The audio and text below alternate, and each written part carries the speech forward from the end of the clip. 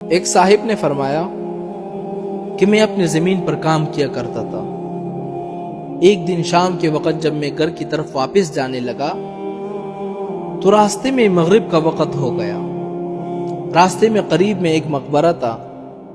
میں نے مغرب کی نماز وہاں پڑھنے کا ارادہ کیا۔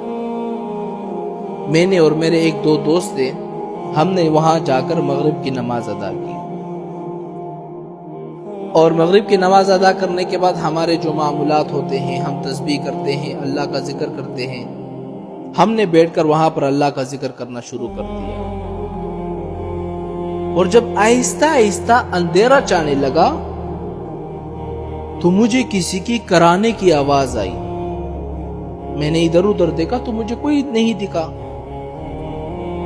تھوڑی دیر کے بعد پھر مجھے ہائے ہائے ہائے ہائے کی آوازیں سنائی دی، جس کی وجہ سے میں ڈر گیا اور میری رونٹے کھڑے ہو گئے۔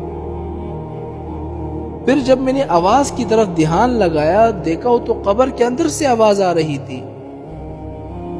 میں قبر کے پاس گیا اور اپنے کان قبر کے ساتھ لگائے، اور قبر کے اندر سے ہائے ہائے کے ساتھ یہ آوازیں بھی میں نے سنی، قد کنت اصلی وقد کنت اصوم، میں تو نمازیں بھی پڑھتا تھا، روزی بھی رکھتا تھا، پھر مجھے یہ سزا کیوں مل رہی ہے؟ اور اس کی آواز ایسی دردناک تھی جس کو میں بیان نہیں کر سکتا۔ پھر میں اس قبر کے پاس سے اٹھا اور اپنے دوستوں کے پاس گیا جو نماز پڑھ رہے تھے، ان کو بلا کے لایا اور ان سے کہا کہ تم میرے ساتھ چلو، یہ آواز سنو، یہ واقعتاً آواز آ رہی ہے یا میرے ذہن کا کوئی خلل ہے؟ جب انہوں نے کان لگائے، انہوں نے بھی آواز سنی، انہوں نے کہا کہ سچ میں آواز آ رہی ہے، تمہارے ذہن کا خلل نہیں ہے۔